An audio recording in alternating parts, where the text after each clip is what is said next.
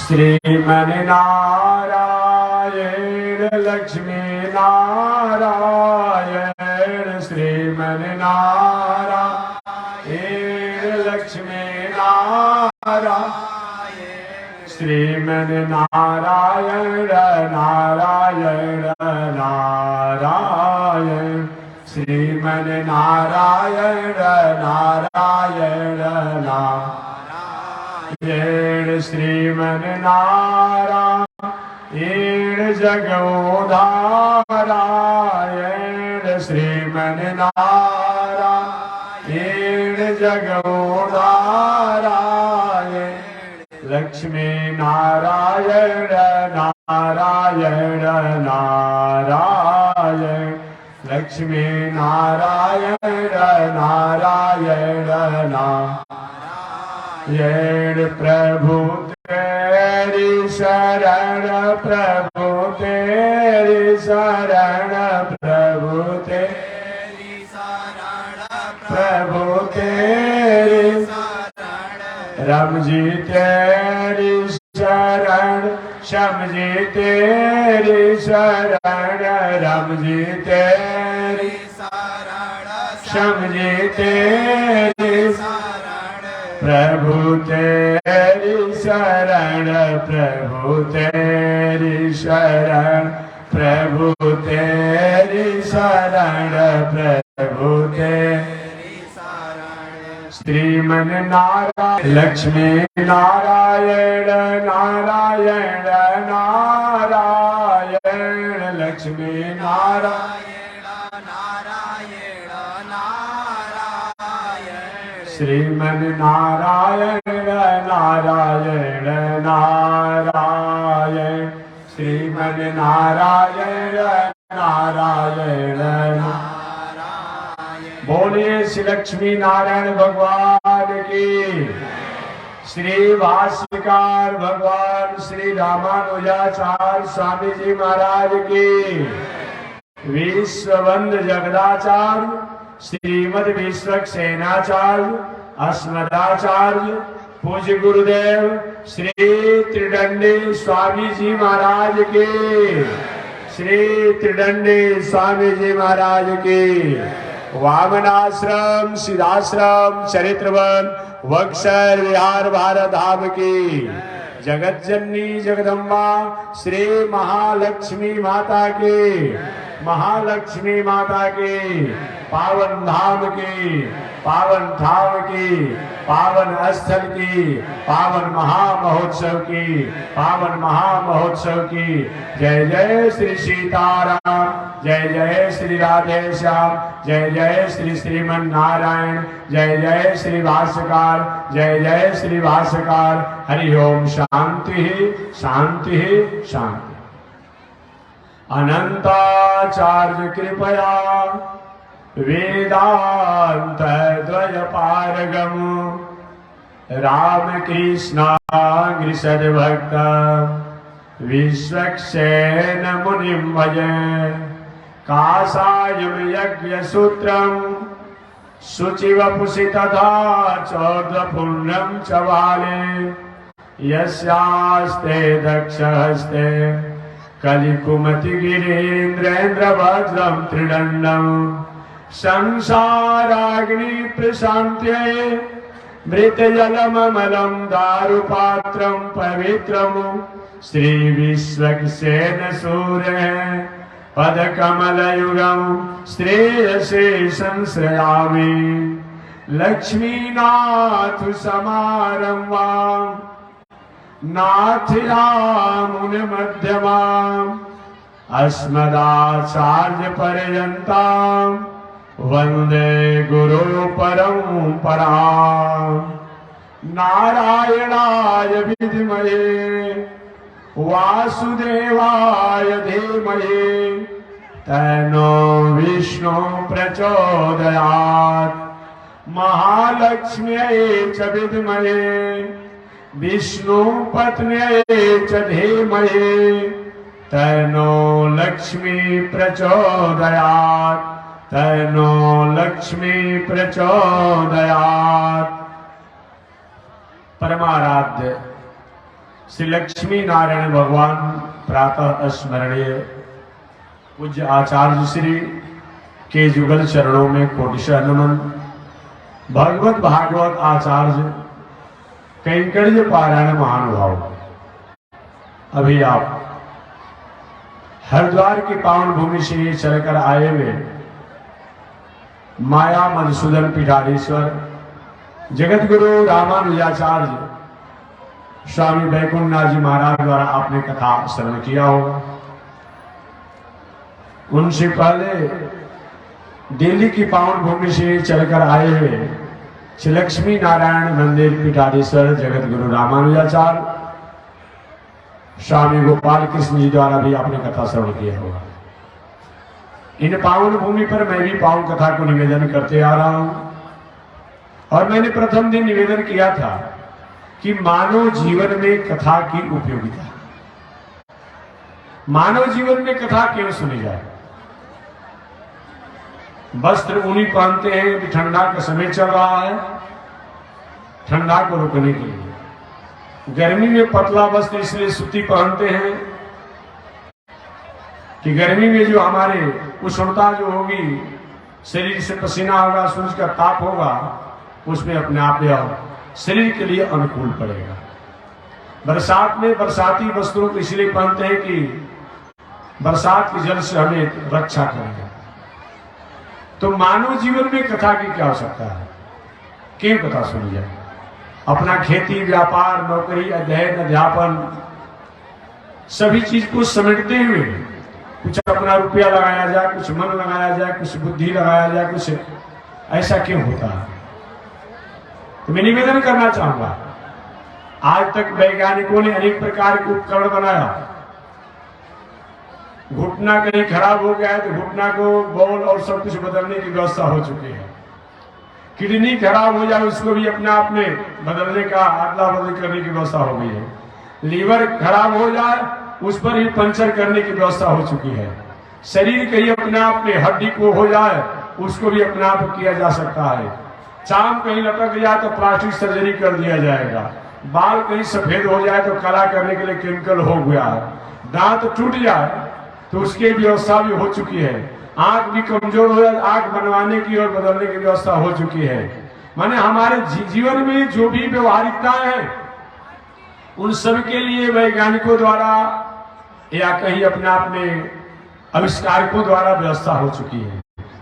परंतु हमारा दिल, हमारा दिमाग, हमारा मन, हमारा बुद्धि, हमारा चित्त, हमारा आहार, हमारा व्यवहार, हमारा स्वभाव, हमारा संग, हमारा मन, हमारी आत्मा, आत्मा का स्वभाव, अगर कहीं इसमें किसी प्रकार की त्रुटि आ गई है, फॉल्ट आ गया है, इन्फेक्शन हो गया है, वायरस हो गए हैं, इसके लिए कोई उपकरण आज तक बना नहीं बना।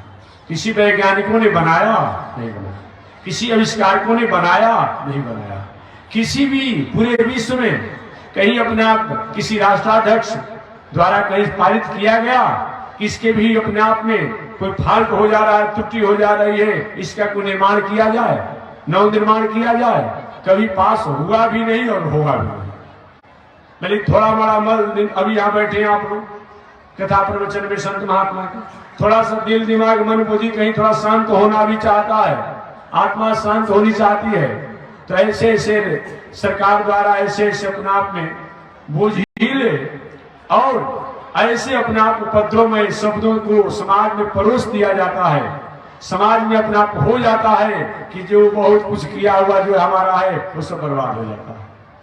सरकार आखिर मान्यता देती है तभी तो किसी प्रकार का अश्लील, अमर्यादित, अभद्र, उपद्रवमय, चाहे जो भी अपने आप में आज जीवन में जो हमारे बिगड़ने के, हमारे भटकने के, सुन करके देख करके जो होते हैं वो होता है।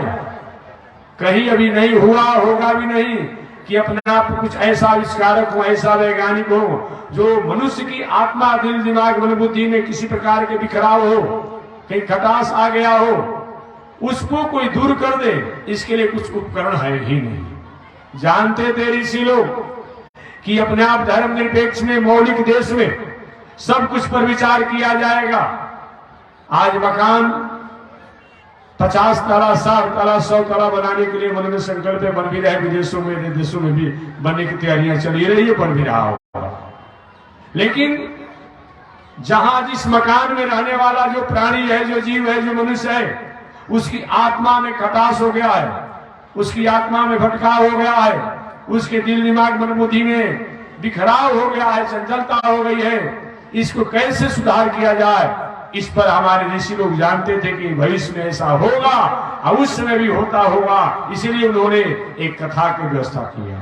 कथा जीवन का वह एम्बुलेंस है जिनके द्वारा हम किसी प्रकार से भटके हुए हैं, वो भटके हुए भटकाव को दूर करता है और आगे भटकने की नौबत आने वाली है इस पर वो संयमित करता है, सुरक्षित करता है, उसी का नाम कथा है।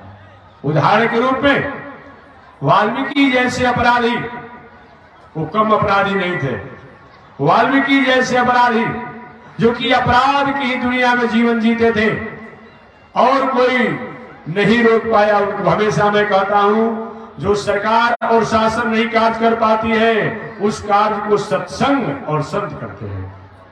वाल्मीकि जी के अपराध की दुनिया में कोई उस समय के राजा, कोई शासक, कोई सरकार उन पर नियंत्रण करने में सफल नहीं थे, लेकिन संत लोगों ने अपनी सहजता से सत्संग सुना करके और संतों ने उन वाल्मीकि जी का नया जीवन ही बदल दिया। ये कौन नहीं जानता है, एक कथा की ही तो फल है, इस संत ही के तो फल है। अंगुलीमाल डाक इतने बड़े अपराधी थे गौतम बुद्ध के जमाने में, उस समय के शासकीय व्यवस्था द्वारा उन पर शासन करना संभव नहीं था, लेकिन गौतम बुद्ध ने क्या किया, उपदेश देकर के, कथा सुना करके और अंगुलीमाल डाकू को अहिंसा व्रत का पुजारी बना दिया। ये कथा का ही तो फल है। इसलिए हमेशा मैं निवेदन करता हूं, करते रहता हूं, जो काम सरकार और शासन नहीं कर पाती है और जो काम सरकार और शासन अपनी अनुशासन द्वारा करती है, तो जानते हैं अनुशासन में क्या होता है, कहीं सरकार कहीं अच्छी रहेगी, अपराधी की अपराध रुक जाएगा, क्या होगा, इतना ही होगा। सरकार कहीं अच्छी रहती है तो अपराधी की अपराध तो रुक जाती है, लेकिन संत महात्मा के सत्संग से, कथा से क्या होता है, अपराधी की अपराध करने की वृत्ति ही रुक जाती है। कितना बड़ा अंतर है। अगर कहीं शासक थोड़ा ढीला पड़ा पुनः अपराधी बढ़ जाते हैं, अब पुनः शासन थोड़ा कड़ा हुआ अपराधी की अपराध रुक जाती है, लेकिन संत और सत्संग कथा के माध्यम से अपराधी की अपराध करने की वृत्ति ही हमेशा रुक जाती है। इसलिए मानव जीवन में कथा होनी ही चाहिए। ये मोक्ष होता है कि नहीं होता है, ये स्वर्ग होता है कि नहीं होता है, ये बात छोड़ दीजिए, वो तो अलग की बात है। स्वर्ग और मोक्ष की बात तो छोड़ दीजिए, संत महात्माओं की जिम्मा छोड़ दीजिए, साधकों की जिम्मा छोड़ दीजिए, ये तो प्रत्यक्ष लाभ समझ में आता है ना, ये तो प्रत्यक्ष लाभ है ना अपने आप में, कि अपने आप में अपराध करने की वृत्ति को ही अपने आप में कथा मोड़ देती है, छोड़ा देती है। इसलिए मानव जीवन में होना ही चाहिए, सत्संग होनी चाहिए, कथा होनी चाहिए। धन्य हमारे व्यास जी महाराज, द्वापर युग समापन की तरफ था, कलयुग प्रारंभ होने वाला था। व्यास जी महाराज इस धराधाम पर आए और आकर के वेदों की रचना किया, उपनिषद की रचना किया, महाभारत इतिहास की रचना किया और 17 पुराणों की रचना किया, केवल मनुष्य के कल्याण के लिए। व्यास जी महाराज ने विचार किया, अभी यहाँ पर महानुभाव महापुरुष लोग हैं, जो है वो तो कथा सुन रहा है, लेकिन भविष्य में भी हमारी पीढ़ियां इस बातों को यकीन करे, जीवन में धारण करे, स्वीकार करे, इसके लिए तो लिखने की आवश्यकता है ही, अपने आप ग्रंथ की आवश्यकता है, किताब की आवश्यकता है। व्यास, एक व्यक्ति ने पूछा था हमसे कि महात्मा जी इसका मतलब तो स्पष्ट हो गया कि व्यास जी महाराज से पहले आपका वेद नहीं था, उपनिषद नहीं था, महाभारत नहीं था, पुराण नहीं था। मैंने कहा कि नहीं भाई जी, ये मेरे कहने का तात्पर्य नहीं है। मैंने कहा कि व्यास जी महाराज से पहले वेद, उपनिषद, इतिहास, पुराण, जो भी शास्त्र थे वो कहने और सुनने के रूप में थे। जैसे हम कह रहे हैं, आप सुन रहे हैं, हो सकता है हमारी सारी बात आप यकीन नहीं भूल भी जाए। तो पहले कहने और सुनने की परंपरा थी। कब? सतयुग में, त्रेता युग में, द्वापर युग प्रारंभ में। जब ही द्वापर युग समापन होने लगा तो वही व्यास जी महाराज का इस धराधाम पर जब प्रकट हुए ऋषियों ने प्रार्थना किया, देवताओं ने आग्रह किया, ब्रह्मा जी ने सलाह दिया और भगवान ने मंगलानुशासन किया।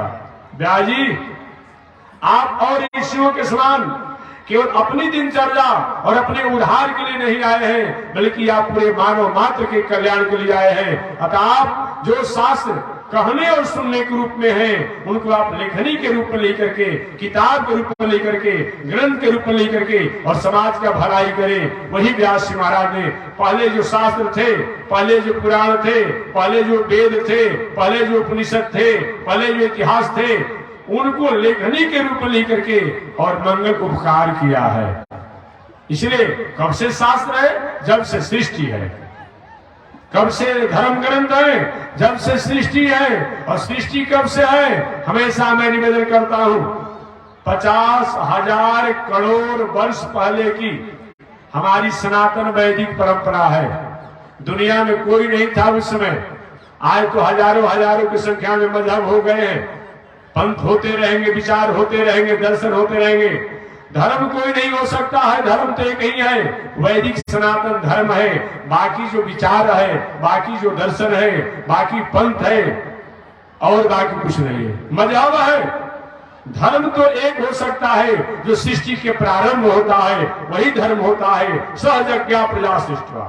कब का धर्म होता है? जिसमें सृष्टि होती है और सृष्टि के समय ही अपने आप में जो होता है, जो चीज, वही धर्म होता है, वही धर्म ग्रंथ होता है, वही धर्म शास्त्र होता है। अब बाद में चल करके उसमें से कुछ लोगों ने चुरा करके, कुछ लोगों ने इधर उधर तोड़ मोड़ करके और लेकर के अपना नाम छाप दिया, अपना कर दिया। उसमें से लेकर के वो पंथ हो सकता है, वो विचार हो सकता है, वो दर्शन हो सकता है, वो मजहब हो सकता है, वो धर्म नहीं हो सकता। दूसरी बात मैं निवेदन करना चाहूंगा, दुनिया में जितने भी आप मजहब देख रहे हैं, सबका साल सम्मत है। कोई 1500 वर्ष का हो रहा है, कोई 2022 वर्ष का हो रहा है, कोई 3000 वर्ष के भीतर हो रहा है, कोई 2500 वर्ष के भीतर हो रहा है, कोई 500 वर्ष के भीतर हो रहा है। जितने दुनिया में मजहब हैं वो अधिक से अधिक 3000 4000 के भीतर के हैं। लेकिन हमारे व्यास महाराज जो अपने आप में प्रकट हुए और मजहबों से पहले के हैं, याद रखिएगा। और किसी को संदेह हो तो हमसे आकर के प्रमाणिक रूप में अपने आप पूछेगा, क्या ये बात नहीं है? आप नहीं जानते? कुछ ऐसे दर्शन है, कुछ ऐसे विचार है, कुछ ऐसे पंथ है जो 1500 वर्ष के भीतर के ही है अपने आप में। कौन नहीं जानता है? जब 1500 वर्ष के भीतर आपका मजहब हो गया, आप मजहब को चलाने वाले हो गए, आप कहां से आए?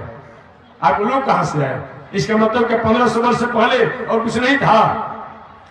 2022 तो स्पष्ट आप जानते हैं। इसका मतलब हो गया कि 2023 में तो ईसा साहब थे ही नहीं। जब ईसे साहब नहीं थे अपने आप में, तो उनका पंथ कहां चलेगा, मजहब कहां से चलेगा? इस समझने की बात है अपने आप में। उनसे पहले और कुछ यहूदी पंथ है अपने आप में, जैन दर्शन, बौद्ध दर्शन इत्यादि, जो भी मैं निवेदन करना चाहता हूं, सब लोग 4000 वर्ष के भीतर के हैं। तो जब वही अपने आप नए हैं तो उनका विचार दर्शन पहले कहां से हो सकता है? लेकिन हमारे एक ऋषि जो है वो इस धराधाम पर आए, उनको आए 6000 वर्ष हो रहा है। भगवान श्री कृष्ण को इस धराधाम पर आए 6000 वर्ष हो रहा है। पांडवों की इस धराधाम पर आए 6000 वर्ष हो रहा है। इसलिए दुनिया में और जो कुछ भी है वो पंथ, विचार, मजहब, दर्शन हो सकता है। धर्म तो एक वैदिक सनातन धर्म है जो आज से 50,000 करोड़ वर्ष पहले इस संसार में भगवान जब सृष्टि कर रहे थे, श्रीमन नारायण, उस समय यह प्रकट हुआ था। यही अपने आप में तो मैं निवेदन करना चाह रहा था कि पहले भी वेद थे, पहले भी उपनिषद थे, पहले भी इतिहास था, पहले भी पुराण था, लेकिन कहने और सुनने के रूप में था। महर्षि वेद व्यास महाराज ने लेखनी के रूप में लिखा। कभी तो हो जाता है, हमारे खान पान रहन सहन का भी बहुत बड़ा प्रभाव होता है, याद रखिएगा। व्यास महाराज लिखना तो चाहे ग्रंथों को, ग्रंथ लिखे भी, लेकिन कहीं कहीं वेद, उपनिषद, पुराण, इतिहासों में थोड़ी सी समाज के लोगों को थोड़ी सी प्रलोभित करने के लिए, लुभित करने के लिए, लुभावने के लिए, उनको दिल दिमाग को अपने तरफ आकर्षित करने के लिए थोड़ा सा छूट दे दिए शब्दों के द्वारा। और शब्दों को वही छूट देने का परिणाम हुआ कि आज वेद, उपनिषद, इतिहास, पुराण के प्रमाण देकर के लोग कहते कि ग्रंथों में लिखा हुआ है लोग सब अपने मुख्य मार्गों से, मूल मार्गों से हट करके भटक करके और गलत मार्गों के अधिकारी हो जाते हैं। इसमें कहीं न कहीं व्यास महाराज के लिखने का ही थोड़ी सी चूक है। व्यास जी से पूछे महाराज जी, महाराज आपने ऐसा किया क्यों? तो व्यास जी ने कहा, गुरुदेव मेरा लक्ष्य नहीं था, मेरा लक्ष्य तो ये था कहीं कहीं अगर हमारे ग्रंथों में तामसी बात आ गई है, राजसी बात आ गई है, तो हमारा लक्ष्य यही था कि जो लोग 365 दिन तामसी और राजसी आचरणों में, व्यवहारों में, कर्मों में जो फंसे हुए हैं, उन लोगों के लिए मैंने कहीं कि थोड़ा सा अपना इशारा कर दिया। सुनो, सोम जग करो, अश्वमेध जग करो, गोमेध जग करो, निर्मेध जग करो और उस अवसर पर अपने आप इस तरीका से यजन कर देना। तो व्यास जी कहते हैं कि बाबा नारद जी, मेरा ये विचार था कि जो लोग 365 दिन रोज तामसी और राजसी जीवन जीते थे, तो कम से कम मैंने पूजा पाठ के माध्यम से कहा कि चलो भैया अपने आप में कम से कम जीवन में 1-2 बार पूजा पाठ करोगे या वर्ष में 1 बार करोगे, तो जो 365 दिन तुम्हारे द्वारा होता था वो 364 दिन तो तुम्हारे द्वारा नहीं होगा। एक दिन पूजा के अवसर पर थोड़ी सी तामसी वृत्ति में रहना चाहोगे तो एक दिन मैं उसको समझा करके रोक दूंगा। इच्छा तो उनकी वो थी, लेकिन काम हो गया उल्टा। हमेशा एक हास्य कथा में सुनाते रहता हूँ। एक गुरुकुल में पढ़ने वाला नटखट स्वभाव का विद्यार्थी था। नटखट स्वभाव का था तो बहुत बड़ा कुशाग्र बुद्धि का, पढ़ने लिखने में तेज था, लेकिन नटखट स्वभाव का था। हर चीजों का अल्टरनेट वैकल्पिक व्यवस्था सोच लेता था। गुरुजी उसकी पढ़ाई पर बहुत प्रसन्न थे, लेकिन चंचलता से थोड़ा सा उदास रहते थे। वो स्कूल में ही अपने आप में पढ़ते पढ़ते मौका मिलता कहीं बीड़ी पीने लगता। गुरु कहे, बेटा ऐसा काम करोगे तो हमारा गुरुकुल बिगड़ जाएगा, तुम्हारा स्वास्थ्य जो है और नुकसान हो जाएगा। गुरु जी मैं छोड़ना तो चाहता हूं लेकिन छूट नहीं पाता, क्या करें? छोड़ना चाहता हूं लेकिन छूट नहीं पाती है। देखेंगे कितने लोग 4 धाम से लेकर के गंगोत्री, जमुत्री, केदारनाथ रोज अपने आप में हर साल छठ करेंगे, नवरात्र करेंगे, सब करेंगे। असाधारण एक गुटखा खैनी खाने का दुर्व्यसन है, वो छूट नहीं पाता। देखिए बहुत अच्छे से रोको और कोई दुर्गुण नहीं है, लेकिन थोड़ी सी छोटी सी अपने आप में चूक हो गई है, वो छूट नहीं पाती है। यही होता है। क्या गुरु जी हम छोड़ना तो चाहते हैं लेकिन छूट नहीं पाती है। गुरु भाई कैसे छुटकाया जाए, कैसे छुटकाया जाए? तो गुरु जी ने कहा कि एक काम करो, जब ही रविवार का दिन आवे ना तुम अपने आप तुम बीड़ी पीना, और बाकी कम से कम सोमवार, मंगल, बुध, बृहस्पति, शुक्र, शनिचर तक ले कम से कम गुरुकुल को पवित्र रहने दो और विद्यार्थी को भी पवित्र रहने दो। ठीक है गुरु जी। और क्या किया वो विद्यार्थी? गुरु जी की बात तो मान गया, लेकिन मानने के बाद क्या किया? गुरु जी ने नहीं कहा था अपने आप में कि इस माध्यम से और तुम गलत मार्ग को प्रचार कर दो। अब ये भी शनिवार का दिन आता वो गुरुकुल में प्रचार करना शुरू कर, सुन रहे हो? अभी तक तो मैं अपने आप अकेले बीड़ी पीता था तो मैं समझता ही नहीं था, लेकिन गुरु जी ने कहा है कि और दिन बीड़ी पीने पर भले पाप लगता होगा, दोष लगता होगा, माफ नहीं करेंगे, दंड देंगे, लेकिन शनिवार को अगर तुम पियोगे अपने आप में तो ये पाप नहीं लगता है, दोष नहीं लगता है अपने आप में।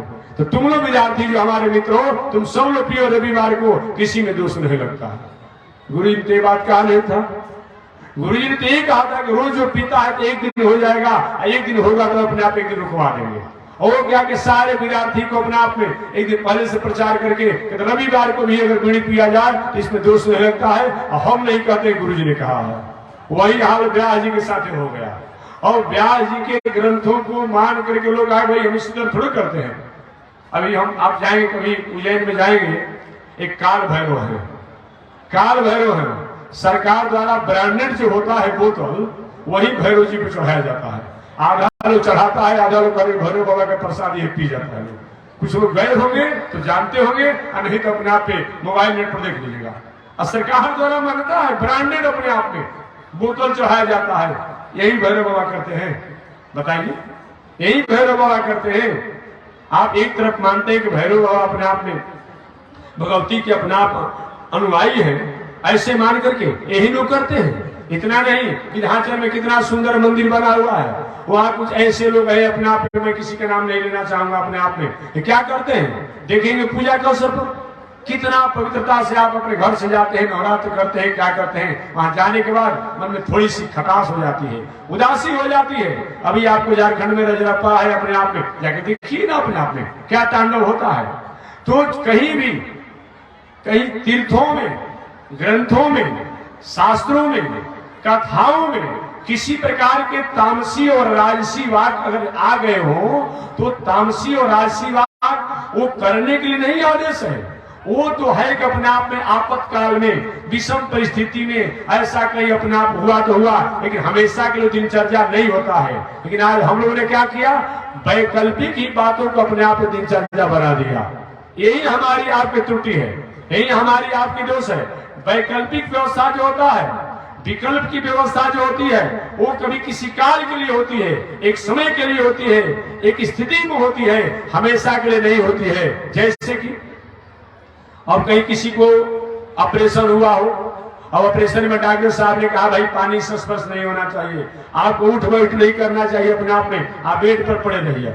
अब उस बेड पर बेचारा पड़ा है, न ब्रश करता है, न बाथरूम में जाता है, न अपने आप में वही बेडे पर लक्षण का पैखाना सब कुछ हो जाता है। एक तरफ से पेशाब गिर रहा है पाइप से, दूसरे पैखाना भी गिर रहा है पाइप से, और तीसरे तरफ मुंह में अपने आप में, और जहां तहां भोजन के पाइप लगा हुआ है, कहीं भोजन भी दिया जा रहा है खाने के लिए।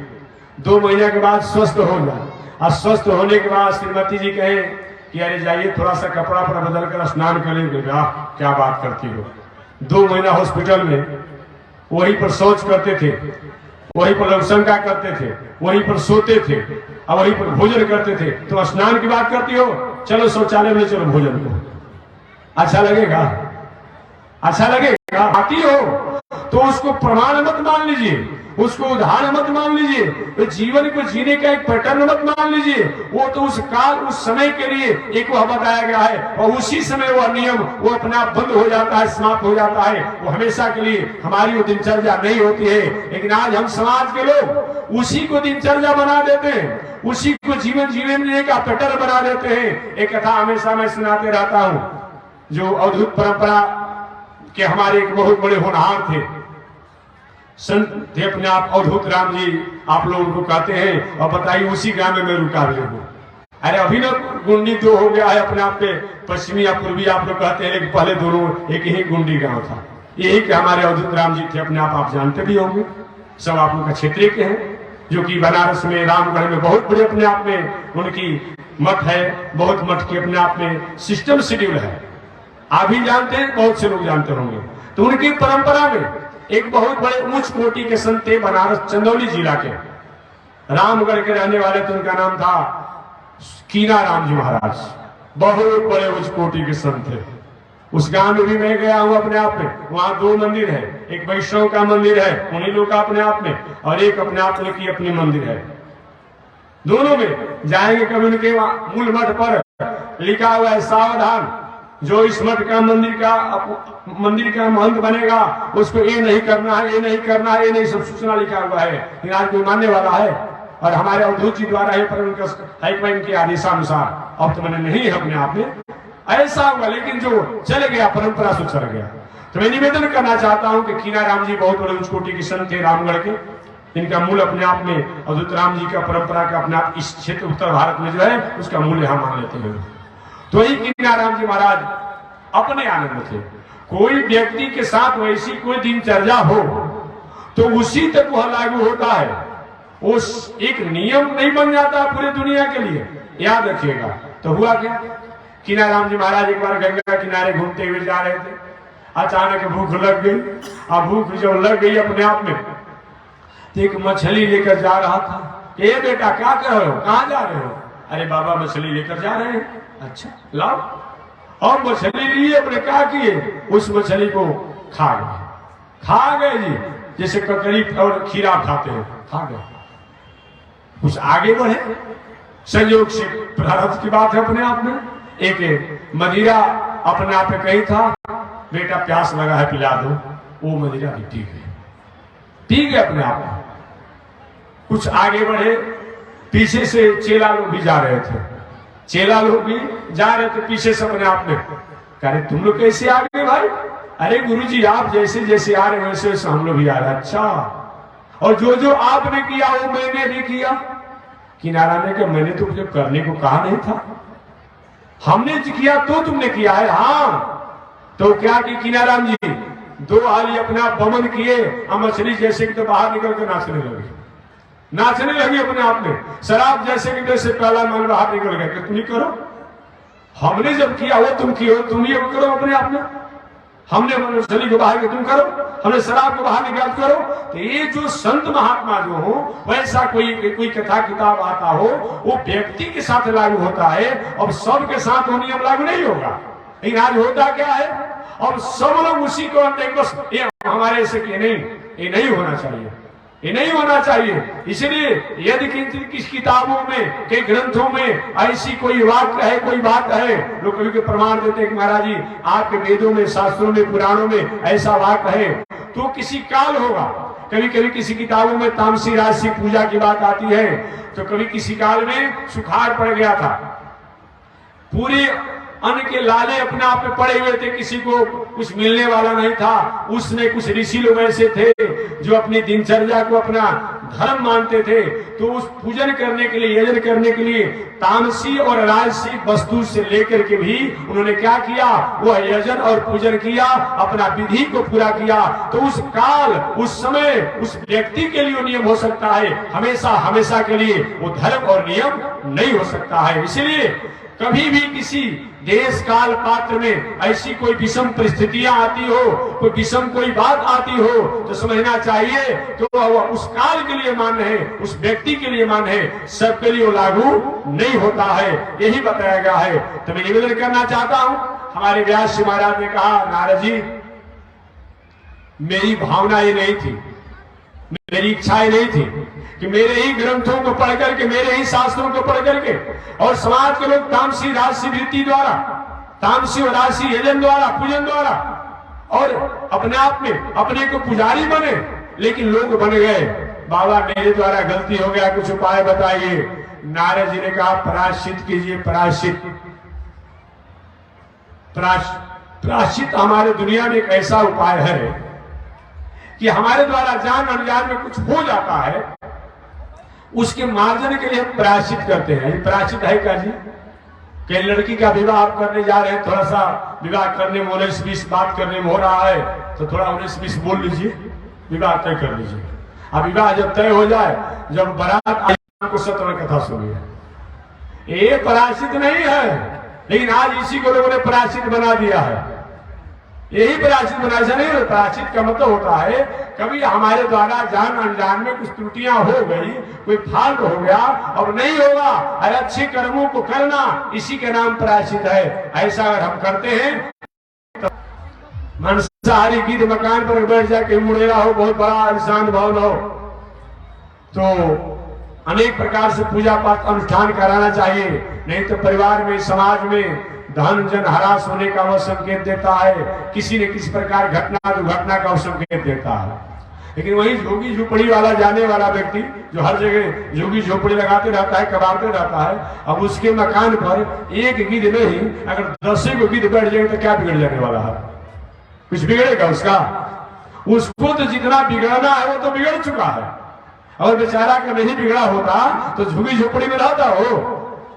इसी तरह से आग झोपड़ी के बार कर वहां लगाता है, वहां का लगा कर वहां लगाता है, उसका बिगड़ चुका है। एक नहीं गिद्ध 10 वो गिद्ध अगर बढ़ जाएंगे तो उसका कुछ होने वाला नहीं है, फिर उसे बिगड़ चुका है। मतलब वो गिद्ध को बिगाड़ देगा, मार कर खा जाएगा, समझ लीजिएगा। लेकिन ऐसे कोई हो तो उनको बहुत बड़ा अपने आप उसके लिए प्रायश्चित करना चाहिए। इसी का नाम है जैसा पात्र हो वैसे प्रायश्चित होता है। सबके साथ एक नियम लागू नहीं होगा, याद करिएगा, सबके साथ एक नियम लागू नहीं होगा। कुछ लोग कहते महाराज जी शनिचर का बहुत बड़ा प्रभाव चल रहा है, क्या करना चाहिए? गरीब आदमी हो और शनिचर का प्रभाव हो तो रोज हनुमान चालीसा पढ़िए ना, जो 7 बार पाठ करे सभी आप नहीं सीखते हैं, रोज 100 बार पाठ करिए, 108 बार पाठ करिए। और धनी मानी हो तो शनिचर देव को प्रसन्न करने वाले कुछ पूजा पाठ भी कीजिए। लेकिन जब करोड़पति आदमी हो, खाली हनुमान जी सब पढ़ने से काम चलेगा, ऐसा नहीं होगा, ऐसा नहीं होगा। इसलिए जो जैसा हो उसके अनुसार बताया गया है, उसके अनुसार प्राचीन बताया गया है। हमारे नारद जी महाराज ने कहा, व्यास जी आपने वेद शास्त्र इतिहास पुराण के ग्रंथों को लेखनी में लिख करके समाज के लोगों को चलने का, बोलने का, खाने के तरीका को भटका दिया है। आप एक ऐसे पवित्र ग्रंथों की रचना करें जिन ग्रंथों को पढ़ करके समाज के लोगों का अपने मुकाम तक पहुंचने में वो अपने आप में सफल हो जाएं। और जब तक ऐसा नहीं कर पाएंगे व्यास जी, तब तक से आपको शांति नहीं मिलेगी। व्यास जी महाराज ने कहा, बाबा अब स्थिति नहीं रह गई है, शरीर में झुर्रियां पड़ गई है, आंख से दिखाई कम हो गया है, कान से सुनाई कम पड़ रही है, स्मरण शक्ति कमजोर हो गई है, अब मेरे बस की बात नहीं है। नारद ने कहा, व्यास जी जो पुरुषार्थी व्यक्ति होता है, जो भगवान का भक्त होता है, जो कर्मशील व्यक्ति होता है, जीवन के अंतिम क्षण तक, जब तक श्वास रहे, जब तक से प्राण रहे, तब तक से पुरुषार्थ का त्याग नहीं करना चाहिए। ये तो अपने आप में उन अभागों का काम होता है कि दैव दैव आलसी पुकारा, हमारे भाग में होगा, भाग में होगा, भाग में अभी जो है वो हमारे कर्मों का फल भाग अभी है। अब भाग में जो होगा हम कर्म करेंगे वो भाग बनेगा। इसलिए पुरुषार्थी व्यक्ति को कभी भी पुरुषार्थ का त्याग नहीं करना चाहिए। अब पुरुषार्थ का इतना बड़ा फल है कि असंभव और असफलता भी सफलता में परिणित हो जाती है। आधुनिक इतिहास और पौराणिक इतिहास आपने पढ़ा होगा, या तो आपने जरासंध की कथा पढ़ी होगी, जरासंध की कथा आपने पढ़ा होगा। वही जरासंध अपने आप में भगवान श्री कृष्ण से युद्ध ठान लिया। क्यों ठान लिया? भगवान श्री कृष्ण ने जब जरासंध के दामाद कंस को जब मार डाले, कंस की नीति अत्याचार के कारण जरासंध ने ठान लिया कि मेरी बेटी को कृष्ण ने विधवा बना दिया, मेरे दामाद को मार डाला, मैं कृष्ण को छोड़ नहीं पाऊंगा, चाहे कुछ भी हो जाएगा। जरासंध ने क्या किया? मथुरापुरी पर चढ़ाई कर दिया, चढ़ाई कर लिया अपने आप में। और एक बार नहीं जी, 17 बार चढ़ाई किया, 17 बार चढ़ाई किया है, याद रखिएगा। एक बार नहीं, 17 बार चढ़ाई किया है। और सेना कितनी थी? 23 अक्षौहिणी सेना लेकर के जरासंध भगवान श्री कृष्ण पर चढ़ाई किया है। महाभारत में केवल 18 अक्षौहिणी सेना थी, याद रखिएगा।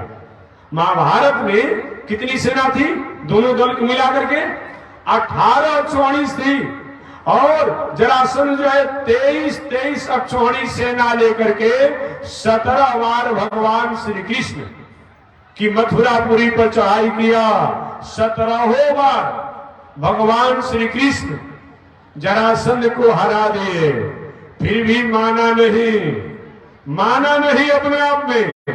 18वीं बार अपने आप पुनः उसने मथुरा पर चढ़ाई किया। अब भगवान श्री कृष्ण को मथुरा छोड़ करके पलायन होना पड़ा, रणछोड़ राय का नाम पड़ गया। इसलिए जीवन में संघर्षशील होना चाहिए, पुरुषार्थी होना चाहिए, कर्मशील होना चाहिए। जीवन में कहीं असफलता आ रही हो, फिर भी अपने आप में असफल होने पर भी, असफलता होने पर भी अपने कर्म और पुरुषार्थ का त्याग नहीं करना चाहिए। क्योंकि एक असफलता जो है एक दिन हमारी सफलता की जननी बन जाती है। इसलिए कभी भी असफल होने पर भी अपने आप में कर्म का, पुरुषार्थ का त्याग नहीं होना चाहिए। एक उदाहरण के रूप में मैंने बता दिया, अतः जीवन में होना चाहिए। दूसरी बात, अगर हम अच्छे कर्म करते हैं, नहीं भी हमें सफलता मिला तो उसका एक्सपीरियंस तो हमको हुआ ना, अनुभव हमको हुआ ना, ये मान करके भी कभी भी अपने आप में पुरुषार्थ और कर्मों को त्याग नहीं करना चाहिए। ये मानवों का उपदेश होता है, ये संदेश होता है। और जहां ये बात करेंगे आपत्ति विपत्ति संकट की बात, हम और आपकी बात कौन किया जाए? ये दुनिया में कौन? भगवान श्री राम आए, भगवान श्री कृष्ण आए, उनके जीवन में जितनी आपत्ति विपत्ति संकट समस्याएं आई और दुनिया में कहां आ सकती है? किसको आ सकती? महाभारत में भगवान श्री कृष्ण नहीं, महाभारत में धर्मराज युधिष्ठिर ने नारद जी से पूछा था कि हे देवर्षि नारद जी, क्या मेरे जीवन में इतनी जितनी आपत्ति विपत्ति संकट समस्या आई और किसी के जीवन में आया? नारद जी महाराज ने भगवान श्री राम का इतिहास सुना दिया धर्मराज युधिष्ठिर को। युधिष्ठिर जी, आप राम के चरित्रों को भूल गए। अब समझिए, भगवान श्री राम के चरित्रों को थोड़ा सा विहंग दृष्टि से, अपने आप में विहंगम दृष्टि से याद कर ले। भगवान श्री राम एक तो पहले जन्मे होने में बहुत बड़ा परेशानी हुआ। दशरथ जी महाराज को वृद्धावस्था बाबू जी कहो यहाँ से बैठ जाइए, तो बैठ जाइए, हमको हम परेशान हैं, बैठ जाइए। भगवान श्री राम के पिताजी द्वारा बहुत बड़ा अपने आप में पुरुषार्थ किया गया। और आज की बात नहीं, आज नए नए हमारे कर्णधार, जो भारत के कर्णधार जो पढ़ने वाले अपने आप विद्यार्थी हैं, वो कभी कहीं भी जा रहे हैं, उनको यही होता है कोई महात्मा संत ऐसा जो अपने आप चुटकी बजाता, बस अपने आप में हम सफलता हो जाते हैं। यही काम करोगे? हम साधु बनने के लिए कितना अपना कितने दिनों संघर्ष कर रहे हैं, इसी तरह हो जाएगा। कभी भी अपने आप में, अपने को तुम बड़ा बनना चाहते हो, ऊंचाई पे पहुंचना चाहते हो और उच्च स्थिति को प्राप्त करना चाहते हो, तुम कर्म करो। और कर्म करोगे अपने आप में तो किसी से पहचान बनाने की आवश्यकता नहीं बनेगी, तुम्हारा पहचान अगत्या बन जाएगा, बन जाएगा। ये कर्म करना छोड़ दीजिए। फिर आप समझाने के लिए आगे ना, आप छोड़िए यहाँ से, आप हटिए, छोड़ दीजिए, आप बैठिए बैठिए। क्या आज आप डिस्टर्ब करने के लिए डिस्टर्ब आपने बता के छोड़ दीजिए, जो हो जो छोड़ दीजिए। मैं निवेदन करना चाह रहा हूं, इसलिए पुरुषार्थ का कितना बड़ा महत्व होता है। कभी भी आप अपने मुकाम पर पहुंचना चाहते हैं, बीच में थोड़ा व्यवधान हो जाती है, तो कैसे नहीं कि मैं बोलते रहूंगा, अपने आप सुनते रहेंगे। तो मैं निवेदन करना चाहता हूं आज के हमारे राष्ट्र के, देश के जो होनहार, जो अपने आप में अपने को छात्र कहलाने वाले हैं, छात्रा कहलाने बालक बालिका जो है, वो कभी भी अपने आप में अपने कर्म को करें। और कर्म आप करेंगे तो आपको पहचानने की आवश्यकता नहीं, पहचान बनाने की आवश्यकता नहीं, कर्म ही आपकी पहचान हो जाएगी। और ऐसी पहचान होगी जो दुनिया आपको जानेगी, दुनिया आपको जानेगी। इसलिए कर्म कीजिए, अपने आप में पुरुषार्थ कीजिए, अंतिम पल और अंतिम क्षण तक अपने आप में आप पुरुषार्थ करते रहिए। तो निश्चित रूप में एक न एक दिन हमारा पुरुषार्थ और कर्म जो है हमारे मुकाम तक पहुंचाने का वह आधार और अध्यय बन जाएगा। ये समझना चाहिए। धर्मराज युधिष्ठिर ने पूछा नारद जी से, बाबा मेरे जीवन में इतनी आपत्ति, इतनी विपत्ति, क्या ऐसा किसी के साथ हुआ? वही हमारे नारद जी महाराज ने धर्मराज युधिष्ठिर को भगवान श्री राम का इतिहास सुना दिया। धर्मराज युधिष्ठिर जी एक तो दशरथ जी महाराज का चौथापन में प्रवेश कर चुके थे, 60,000 वर्ष अपने आप में वो हो चुके थे, और उसमें कोई संतति नहीं था, कोई संतति नहीं था। अब वशिष्ठ जी जैसे पुरोहित थे, मंत्रिमंडल में मंत्री का काम करने वाले थे, चाहते वशिष्ठ ऋषि आज के जमाना जैसा अपने आप चुटकी बजा देते। हो रहा है ना, टेलीविजन पर रोज लोग देख रहा है, कोई किसी को हड्डी जोड़ दे रहा है, कोई किसी को कुछ कर रहा है। अरे भाई क्या करते हो, जब हड्डी तुम्ही जोड़ने वाले हो तो डॉक्टर सब क्या हो सकता है? हड्डी के डॉक्टर को पढ़ने क्या हो सकता है जी? बताओ नहीं, कैसा पागलपन जैसा बात करता है लोग अपने आप में, है? ऐसा ऐसा तांत्रिक और जादूगरों को अपने आप में, और उसी को लोग संत मान रहा है। इन जादूगरों को और अपने आप तांत्रिकों को संत मान रहा है लोग अपने आप में। मैं पूछना चाहता हूं अपने आप में, उन जादूगर और जो करने वाला जादूगरी जो है, तांत्रिक करने वाला जो है, वही जब सब कुछ है अपने आप में, तो काहे के घर, काहे के द्वार, काहे के मकान, काहे के दलान, काहे के गाड़ी, वो बैठेगा जिस गाड़ी पर, उस जादूगर से कहना चाहिए तुम्हें जादूगरी विद्या जानते हो, तंत्र जानते हो, गाड़ी बना लो, गाड़ी बना लो, उन्हीं बनाओगे, उन्हीं बनेगा।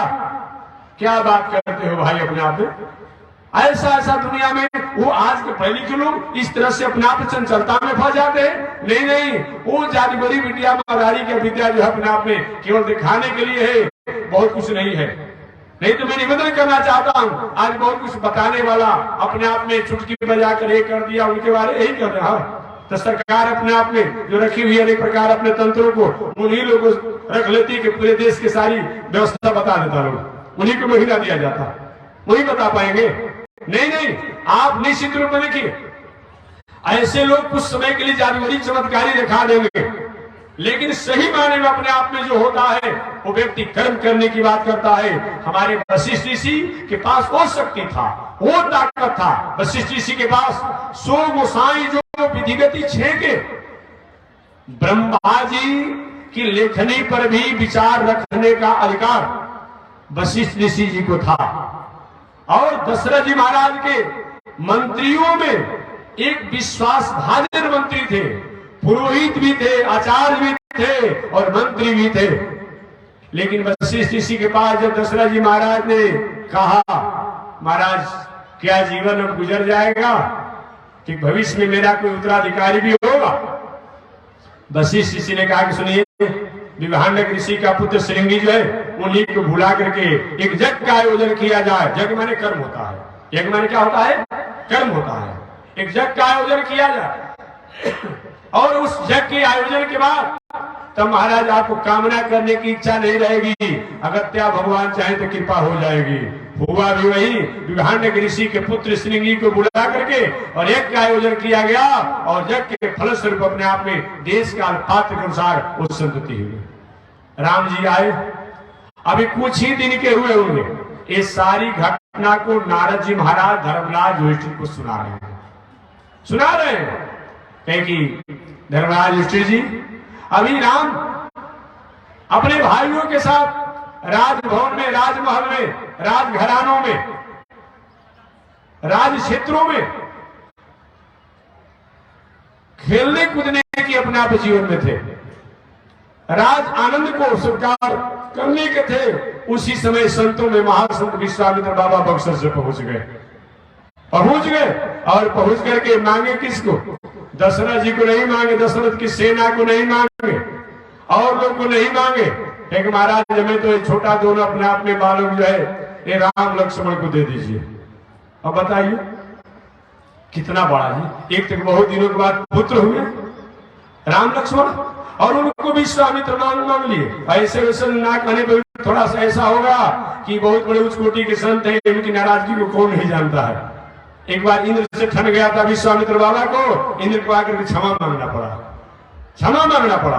आप जानते होंगे हरिश्चंद्र के पिता त्रिशंकु के लिए विश्वामित्र बाबा ने अपने आप जग किया कि इसी शरीर से तुम्हें स्वर्ग में भेजेंगे। और जब जो पूरा हुआ तो अपने मंत्र विद्या द्वारा भेज दिए, जैसे आज की विद्या द्वारा हेलीकॉप्टर जहाज आकाश में उड़ रही है, वही विद्या अपने आप में भेज दिए। अब स्वर्ग के अधिकारियों के नहीं शरीर से तो नहीं घुसने देंगे, वहीं से ढकेल दिया लोगों ने। और त्रिशंकु जी हरिश्चंद्र के पिताजी कहे, महाराज जी हम कहीं के नहीं रहे, ऊपर से ढकेल दिए गए, नीचे गिरते चले जा रहे हैं। विश्वामित्र बाबा ने कहे लटके रहो। आज भी त्रिशंकु जी वहीं पर लटके हुए हैं, समझिए। नहीं, मेरा अपमान कर दिया इंद्र ने, स्वर्ग के अधिकारियों ने मेरा अपमान किया है। मैं दूसरा स्वर्गलोक बनाऊंगा, दूसरा कुबेर बनाऊंगा, दूसरा कोषाध्यक्ष बनाऊंगा। आकर के देवराज इंद्र प्रार्थना, महाराज सृष्टि बिगड़ जाएगी। अब जो थोड़ा सा नाराज हो, अलग स्वर्ग बनाने लगे, अलग, जैसे कहीं पर कोई अपने आप पंचायत से कहीं हार जाए तो दूसरा हम पंचायती का अपना बना देंगे, ऐसा होगा क्या? नहीं, एक सिस्टम है। बहुत समझाया बुझाया, प्रार्थना किए, तब माने विश्वामित्र बाबा। ये समान संत नहीं है अपने आप में। अन इंद्रम करीशाम, अन इंद्र करने की जो क्षमता रखने वाले, अन इंद्र लोक बनाने की जो क्षमता रखने वाले हैं, ऐसे विश्वामित्र बाबा अपने आप आए हैं अयोध्या में। और दशरथ जी महाराज तो एक शब्द में यहाँ तक कह दिए, कान दे देंगे, जान दे देंगे, शान दे देंगे, मान दे देंगे, लेकिन राम देत न बने ही गोसाई। ये गोसाई जी सब कुछ दे देंगे, मारना है तो हमें मार दीजिए, मैं आपको प्रताप को जानता हूँ, आपको भाव को जानता हूँ, हमें मार दीजिए। लेकिन राम को देते नहीं बनता है। वो तो किसी तरह से हमारे वशिष्ठ ऋषि ने समझा बुझा करके और दशरथ जी महाराज को प्रसन्न किया कि सुनिए ऐसे ही व्यवहार किया जाता है। इनको पहचानते हैं? इनको क्या आपके राम लक्ष्मण से मतलब है? एक बार हमारी सुबाहु तालिका कह देंगे, हमारी सुबाहु तालिका का समापन हो जाए, तत्काल समापन हो जाएगा। मारना पड़ेगा इनको, इनके बारे में नहीं जानते, दूसरे स्वर्गलोक बनाने का अधिकार रखते हैं। अरे महाराज, आपकी जस कीर्ति को बढ़ाने के लिए आए हैं, आपकी अगुवाई करने के लिए आए हैं, आपके पुत्रों को अगुवा बन करके आए हैं। अब एक बात जब सुने तो दशरथ जी महाराज अपना तेवर और अपना वाणी बदल दिए। अच्छा, तो हमारे एक पुत्र के अगुआ बन करके आए हैं। महाराज ठीक है, दुनुआ बालक है, ले जाइएगा, लेकिन देखिएगा जैसे सायंकाल को कमल का फूल जो है चंद्रमा की चांदनी के कारण अपने आप में संकुचित हो जाती है, तो मेरा पुत्र भी सायंकाल होते ही अपने आप में निद्रा में हो जाते हैं कि राक्षस बहुत बड़ा प्रभावशाली होते हैं, कहीं देख लीजिएगा आप ईश्वर और ले जाइए। चलिए बताइए, अब छोटी अवस्था में राजकुमार को राजघराने में रहना चाहिए, जो सन्यासी संत महात्माओं के साथ कंदमूल फल खा करके रह रहे हैं, कितना बड़ा कठिनाई। चलिए कोई बात नहीं, आज भी गुरुकुल में पढ़ने वाले विद्यार्थी पढ़ रहे हैं, अपने आप में ऐसे भी पढ़ रहे छोटे छोटे बालक, वहां से अपने आप क्या हुआ, अब सब संत महात्मा ऋषि लोग जग कर रहे हैं, अब पहाड़ा का काम नहीं लोग को मिल गया। मारी सुबाहु तड़का आया, गए के विश्वामित्र इस राम लक्ष्मण को लेकर आयो, तुमको भी खाऊंगा, इस राम लक्ष्मण को भी खाऊंगा। और विश्वामित्र बाबा डर गए, रघुनंदन देख यही है, यही अपने आप में, यही तारका, यही अपने आप में एक मारिच है, यही सुबाहु है, यही तारका है, इन्हीं के डर से मैं भयभीत था, यही आएंगे। भगवान श्री राम ने, गुरु जी आप संकोच होकर के, निर्भय होकर के और जग कीजिए ना अपने आप में, मैं पहाड़ा दे रहा हूं। और पहाड़ा देने लगे, उस समय मारी सुबाहु आया, घर ते कहा गए दशरथ के बेटा, इस साधु कहने में तुम कैसे यहां पर आ गया, अभी तुम्हें मैं खाऊंगा, तुम्हें मारूंगा। भगवान श्री राम ने कहा, देखिए ये मेरे गुरुजी आपसे कुछ मांगते हैं क्या, मेरे गुरुजी आपकी जमीन में बसते हैं क्या, फिर भी हमारे गुरुजी की जगह आप क्यों नहीं होने देते हैं। मारी सुबाहु ने कहा कि ये दशरथ के बेटा मेरी बात सुन लो पहले, मेरा धर्म क्या है, जो पूजा पाठ संध्या बंदन धर्म कर्म करता है उनको तो हम चबा जाते हैं, जैसा कि समोसा पकौड़ी आप लोग खाते हैं स्वादिष्ट, चबा जाते हैं। ऐसे गांव के लोगों को घेर करके आग लगा करके जला देते हैं। हयंत हे दाशरथे निहाय, ये दशरथ के निहाय, ये मेरा निजी धर्म है। भगवान श्री राम ने कहा कि आपके विपरीत हमारा धर्म है कि जो संत महात्मा धर्म कर्म का विरोध करता है उनको मैं छोड़ता नहीं हूं, और आज आपको नहीं छोड़ूंगा। और मारी सुबाहु को भगवान श्री राम ने एक उससे तो काम लेना था, तो बाढ़ मार करके भेज दिए मोहमयी अपने आप में, और दूसरे का उद्धार कर दीजिए। कितना बड़ा समस्या आया जी, कितना बड़ा समस्या आया। आगे बढ़े, जो बहुत दिनों से परेशान पड़ी थी अहल्या, उनको अपने आप उद्धार किए। कितना बड़ा कठिन काम है। जैसे गए जनकपुर में, और जनकपुर में गए, कोई समस्या हो और समस्या का कोई समाधान करता हो, उसको पुरस्कार देना चाहिए। भगवान श्री राम, जो जनक जी महाराज का धनुष एक समस्या बना हुआ था, जनक लाडली जो है वो अपने आप समस्या की अपने आप प्रतीक बनी हुई थी, ऐसे समस्या का समाधान करते हुए भगवान श्री राम ने धनुष को तोड़ करके समस्या का समाधान कर दिया।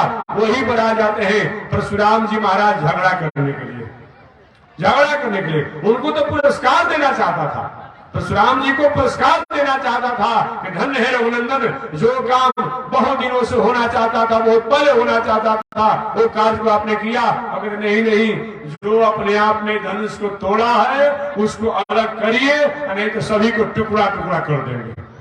कितना बड़ा समस्या है जी, कितना बड़ा समस्या है। चलिए वहां से समाधान हुआ।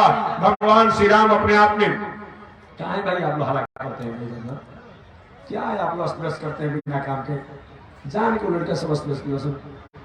तो मैं निवेदन करना चाह रहा था, पुनः वहां से लौट करके आए। अब लौट करके ये भी विवाह शादी हुआ, हो सकता है कि अपने आप में जो हाथ की लाली जो है, अपने आप में जो मेहंदी की लाली जो है, अपने आप में शायद नहीं मिटी होगी।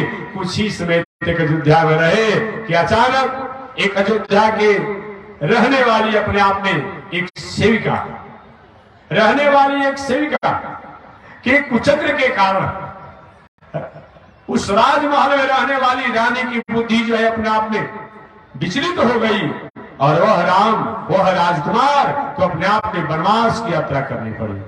और वनवास की यात्रा किए, चलो 14 वर्षों तक वनवास से लौट करके जब आए, अभी रहना ही चाहते थे कि वही अयोध्या का प्रजा जो है वही राम पर अंगुली उठा दिया। उसके लिए पत्नी और अपने आप में उनका त्याग हुआ, त्यक्त हुआ, कथा आप जानते हैं। चलो उससे समाधान हुआ, पुनः राज को स्वीकार किए। एक एक दिन दुर्वासा ऋषि ने आकर के और कुछ ऐसा अपना उलझी भरी और उलझन भरी बातों को किया कि लक्ष्मण जी को जाकर के भगवान श्री राम से अपने आप में आवेशित होकर के जाओ, लक्ष्मण मुंह नहीं दिखा सकते हो, गुप्तार घाट में समाप्त हो जाओ। पूरा जीवन राम जी का समस्या ही समस्या में रहा।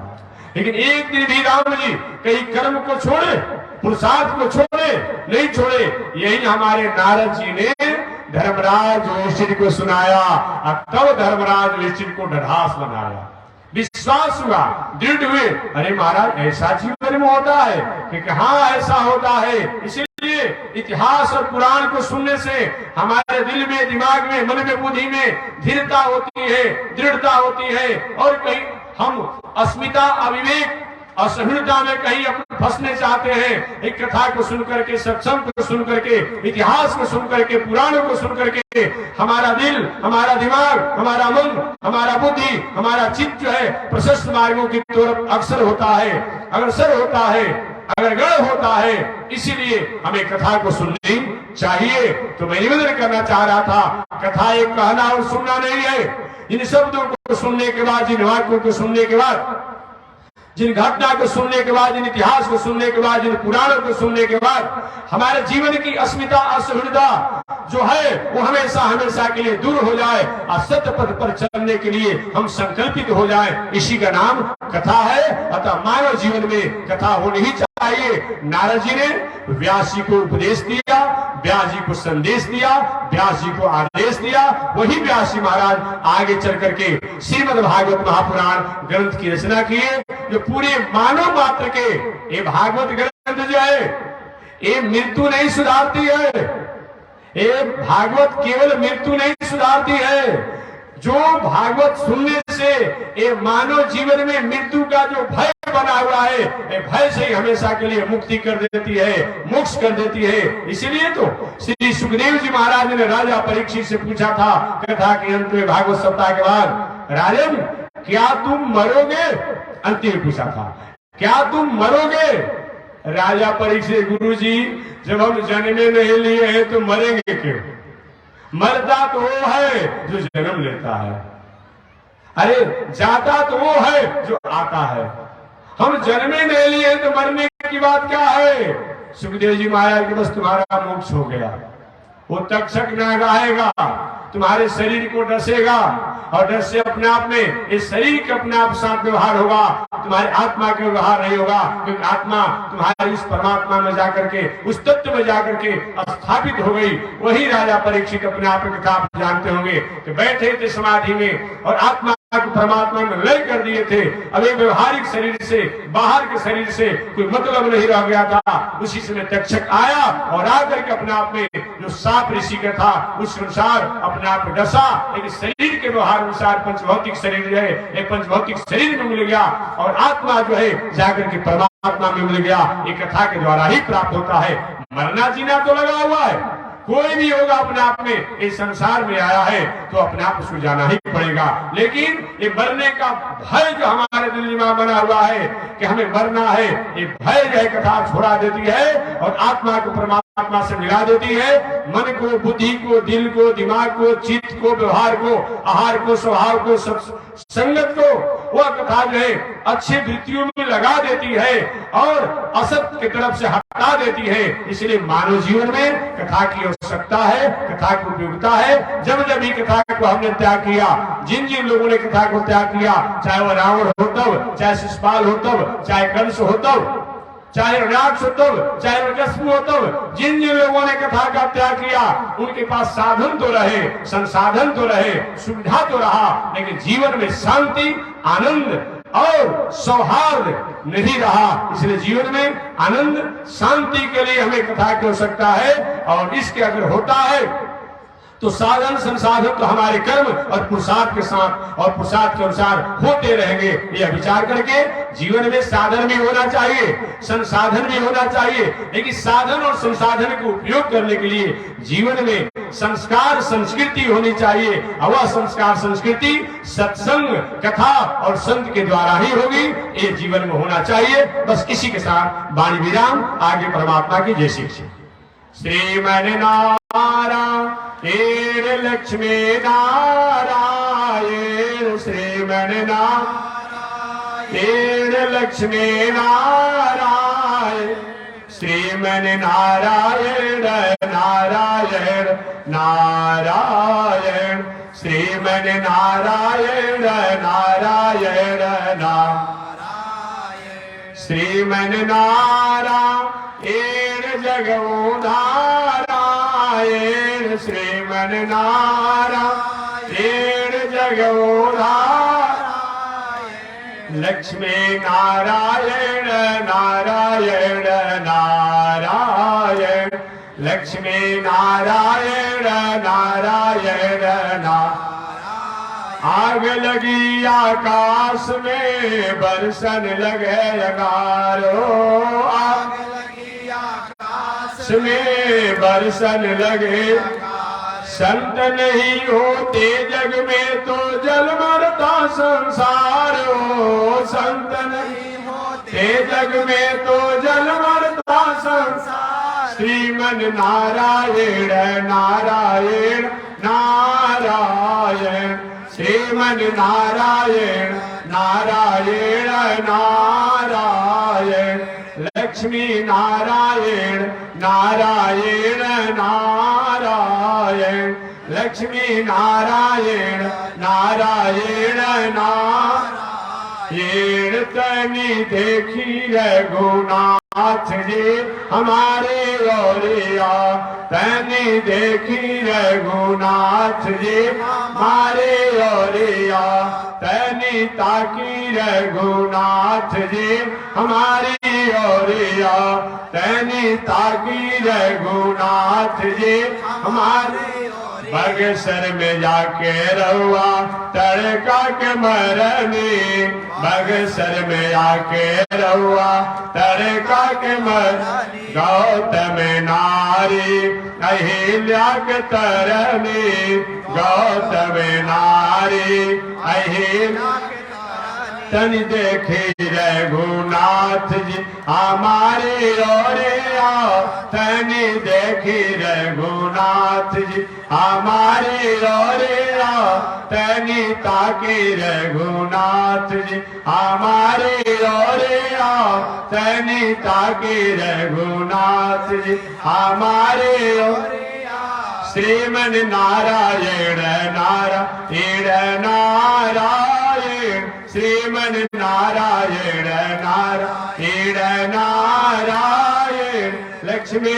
नारायण नारायण नारायण लक्ष्मी नारायण नारायण नारायण बोलिए श्री लक्ष्मी नारायण भगवान की श्री भाष्यकार भगवान श्री रामानुजाचार्य स्वामी महाराज की श्री प्रतिवाद वेंकटाचार्य स्वामी महाराज की अनंताचार्य गादी स्वामी महाराज की परमाचार्य रामकृष्णाचार्य स्वामी महाराज की विश्ववन जगदाचार्य श्रीमद विश्वक्सेनाचार्य अस्मदाचार्य पूज्य गुरुदेव श्री त्रिदंडी स्वामी जी महाराज के श्री त्रिदंडी स्वामी जी महाराज के पावन धाम के पावन धाम के पावन स्थल के पावन महामहोत्सव के जय जय श्री सीताराम जय जय श्री राधे श्याम जय जय श्री श्रीमन नारायण जय जय श्री भाष्यकार जय जय श्री भाष्यकार हरि ओम शांति शांति शांति नारायण। तो कथा का समापन आज ही कर दी जा रही है और कल हम लोग प्रातः काल भगवान की आरती करेंगे और कल प्रातः काल आरती के बाद जैसी यात्रा करनी होगी वह यात्रा आगे की तरफ होती रहेगी। तो कथा का समापन आज और प्रातः काल की आरती कल हम लोग करेंगे। भगवान की कृपा रही तो पुनः कभी भेंट मुलाकात होती रहेगी। जय श्रीमन नारायण जय श्रीमन नारायण।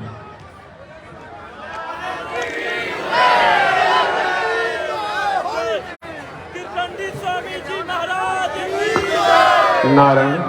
ओम चंद्रमा मनसो जात चक्षो सूरजो अजायत श्रोत्राद्वायुष प्राण समुखाद विरजायत श्रीसते लक्ष्मी सपत्न्या वहोरात्रे पार्श्वे नक्षत्राणि रूपमस्मिनो व्यातम् ईशरिघाणामो मयि घाण सर्वलोकं मयि घाण कासायं यज्ञसूत्रं शुचिव पुषि तथा चौर्ध्वपुण्ड्रं च भाले यस्यास्ते दक्षस्ते कलिकुमति गिरीन्द्रेन्द्र वज्रं त्रिदण्डं संसाराग्नि प्रशान्त्यै मृतजलममलं दारुपात्रं पवित्रं श्रीविश्वक्सेन सूरे पदकमलयुगं श्रेयसे संश्रयामि अमर्यादे शूद्रस् चलमतिरसोया प्रसवो कृतघ्नो दुरमाणि स्मर परवशो वञ्चन पर नृशंसा पापेश कथमामितो दुःखजलधे रपारादूत्रेणस् तव परिचरेयं शरणयो तव परिचरेयं शरणयो। लक्ष्मी नारायण भगवान की, भास्कर भगवान रामानुजाचार्य स्वामी महाराज की, विश्वबंधु जगदाचार्य श्री त्रिदंडी स्वामी जी महाराज की। हरि ओम। शांति शांति शांति।